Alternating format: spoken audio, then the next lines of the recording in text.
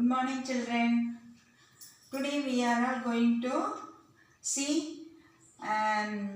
one different poem. Different means it is familiar in Tamil. Okay, wow. இப்போ அதையே நம்ம வந்து the same poem we can see in Hindi. Okay.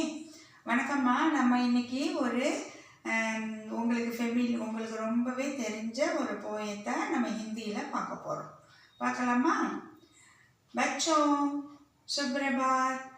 நம்ம आज हम कक्षा में एक अलग कविता देख सकते हैं. क्या अलग कविता?